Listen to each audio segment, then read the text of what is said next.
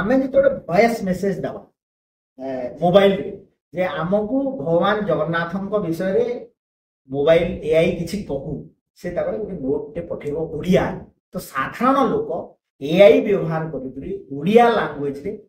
जानि पारे एटा हला सबथुरु बड़ा उपलब्धि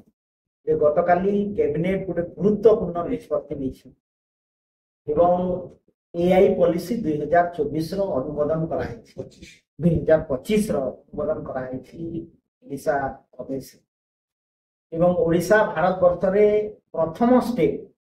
जे कि एआई पॉलिसी 2025 को एप्रूव अन्य तेलंगाना हो कि अन्य कर्नाटक हो से माने डॉक्यूमेंट ना रे आनी it's a guideline for them but आम पाई गोटे पॉलिसी तैयारी हिची भारत ओडिशा सरकार आपण माने निश्चित भाबे जानिथिबे जे भारत सरकार मध्य गोटे इंडिया एआई मिशन मार्च 2024 रे ताको आनिथिले एवं पास करिथिले एवं 2025-26 बजेट रे इंडिया एआई मिशन रे हम भारत सरकार 12,000 कोटी टका देबो ओडिशा प्रदेश रे मध्य धन्यवाद देबी माननीय मुख्यमंत्री को जे हमें गोटे विजन रखिथिलु जे वर्ष पूर्ति अवसर रे निश्चित भाव रे एआई पॉलिसी को आनिबु एवं आमे मध्य ओडिशा एआई पॉलिसी पाई मध्य 20 कोटी टका 2025-26 बजेट रे तो आ द्वारा आमे लाभवान केमती हेबे ओडिशा समस्त मन प्रश्न एवं आर्टिफिशियल इंटेलिजेंस द्वारा ओडिशावासी युवपीढ़ी आ विशेषकर ओडिशा लोके गुड्स एंड सर्विस जोटा सर्विस डिलीवरी सरकार गुड गवर्नेंस रे प्रथम लाभवान प्रथम कथा है जे एजुकेशन क्षेत्र रे शिक्षा क्षेत्र रे स्वास्थ्य क्षेत्र रे एग्रीकल्चर क्षेत्र रे वुमेन एंड चाइल्ड डेवलपमेंट क्षेत्र रे ए सब क्षेत्र रे एआई रो एप्लीकेबिलिटी एआई जो पॉलिसी द्वारा हो पारे तो आमे आमे जेते बेले गोटे डाटा को जो थ्रू पाउछु एवं डाटा को प्रोसेसिंग करी करी आमे गोटे प्रेडिक्ट करूछु जे एआई आमे गोटे पचारू कोन करी हेई पारे ता ऊपर केते धरंतु स्कूल रो छुआ केते सैम छुआ एआई माध्यम रे जानि अन्य कथाटी हला जे आमे जेते बेले गोटे गोटे आपण देखुथिबे जे गूगल इंजन सर्च रे जिबे कि आपण जेते बेले मेटा को एआई को जिबे आपण जेते बेले सर्च करिवे कि वॉइस मेसेज देबे से इंग्लिश से कहले नै किंतु आम गोटे वर्चुअल एकेडमी सहित ओडिशा कंप्यूटर एप्लिकेशन सिस्टम रे गोटे project education department culture department सहित मिसिकी होइछि जो थिरे कि हमर ओडिया भाषा साहित्य को कंप्यूटर रे इनपुट करा एवं आमे जो वॉइस मेसेज दवा मोबाइल रे जे आमको भगवान जगन्नाथ विषय रे मोबाइल एआई किछि कहू से तापर गोटे नोट टे पठेबो ओडिया तो साधारण लोक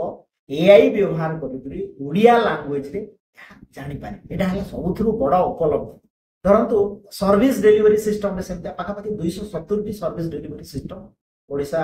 सरकार करूछि किंतु कहा पाखरे कोन रही गला कोठी हैला तंतु का सर्टिफिकेट अप्लाई कला रेसिडेंट सर्टिफिकेट अप्लाई कला गवर्नमेंट गवर्नेंस मैकेनिज्म रे को जगह रे कार तार कोन रही गला तार राशन कार्ड पाइबा एलिजिबिलिटी अछि कि नहीं राशन कार्ड पाइला कि नहीं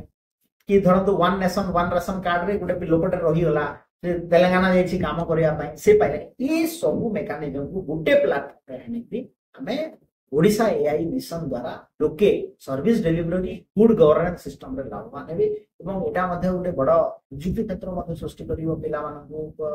इन्फॉर्मेशन प्रोवाइड करबा को ता सहित आमे जो परिकल्पना करिछु जे ओडिशा प्रदेश को गोटे विकसित करिया पई 2036 सुधा मो भारत वर्ष को गोटे विकसित राष्ट्र करिया पई 2047 सुधा जो परिकल्पना करिछु ता पई मध्ये ही परिबो एवं विशेष करी एआई स्टार्टअप गुड़ाए सो माने जो भारत सरकार जो माने जो 12,000 कोटी टका प्रोजेक्ट सेठी मध्ये किछि से माने फाइनेंशियल असिस्टेंट पाइबे एवं सी मैचिंग से एआई पॉलिसी माध्यम रे आमे मध्ये जदि दरकार पड़िबो एबे 20 कोटी टका आमे किछु प्रोजेक्ट रे ताको मध्ये सप्लीमेंटरी आमे दरकार पड़ले बढ़ेइबो एवं एआई स्टार्टअप को प्रमोट करा यहाँ ही जुगोपयोगी पदक्षेप और टेक्नोलॉजी क्षेत्र में भी बात करना सर्च इंजन माध्यम रे हेजिबो ताले मैन पावर तो कमी जीवो ना नहीं सुन आपण ता पई तो इनपुट फेर दरकार कहिला वर्चुअल एकेडमी माध्यम रे हमर ओडिया भाषा आपण ଆପଣ ଦେଖୁଥିବେ ଓଡ଼ିଆ ରେ ଲିପି ଗୁଡ଼ାରେ ଆପଣ ଲେଖିଲା ବେଳକୁ ତାର ତ ମେନ୍ ପାୱାର ଦରକାର ହେବ ଏଣ୍ଟ୍ରି କରିବେ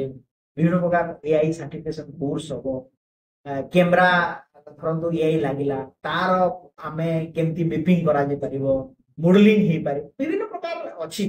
ଇସ୍ୟୁ ଆଉ ଟୋଟାଲ ଏଆଇ ପଲିସି ବି ମଧ୍ୟ ଇମ୍ପ୍ରୁଭ ହେଇଯାଇଛି ଆପଣ କେବେ ଆସିବ? ଆପଣ ଆପଣ ଇଣ୍ଟରନେଟରେ ତାକୁ ଡାଉନଲୋଡ ମଧ୍ୟ କରିପାରିବେ ଏ ଭିତରେ ତାକୁ ଦେଇଦେଉଛି କାଲି ତ ମିଟିଂ ସରିଛି ମିସୟୁଜ ଟା କେମିତି ରୋକିବେ? ମିସୟୁଜ ବହୁତ ହେବାର ଚାନ୍ସ ଅଛି। ଦେଖନ୍ତୁ ମୁଁ ଧନ୍ୟବାଦ ଦେବି ଆର ବି ମଧ୍ୟ ମିସୟୁଜ ରୋକିବା ପାଇଁ ଆମର ଓଡ଼ିଶାରେ ଆପଣ ଜାଣିଥିବେ ନିକଟ କିଛି ଦିନ ତଳେ ମାନ୍ୟବର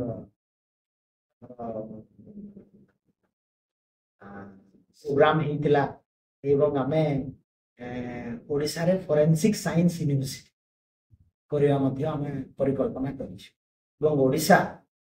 forensic science university cyber crime AI ର ଯୋଉ ଇସ୍ୟୁ ଗୁଡା ଅଛି ତାକୁ ରିଜଲ୍ଭ କରିବା ପାଇଁ ଓଡ଼ିଶା ହେଉଛି 10ମ ଷ୍ଟେଟ୍ ଏବଂ 10ମ ଷ୍ଟେଟ୍ ଯିଏକି ଫରେନ୍ସିକ ସାଇନ୍ସ ୟୁନିଭର୍ସିଟି ମଧ୍ୟ ଆମର ଏଷ୍ଟାବ୍ଲିଶ ହେଇଯାଇଛି ଏବଂ ଏଇ ଶିକ୍ଷାବର୍ଷ 25-26 ଶିକ୍ଷାବର୍ଷରୁ ପିଲା ଅସ୍ଥାୟୀ କ୍ୟାମ୍ପସରେ ରସୁଲଗଡ଼ ପଟେ ଇଣ୍ଡଷ୍ଟ୍ରିଆଲ ଇଷ୍ଟେଟ୍ ଅଛି ସେଠି ହେଇଯାଇଛି ଆଉ ଆମର ଆରବିଆଇ ର ଯୋଉ ଡାଟା ସେଣ୍ଟର ତିଆରି ହେଇଛି ତାର ତ ସେଠି ଆମର ମେନ୍ କ୍ୟାମ୍ପସଟା ହବ ନିଶ୍ଚିତ ଭାବରେ ତାକୁ ରୋକିବା ପାଇଁ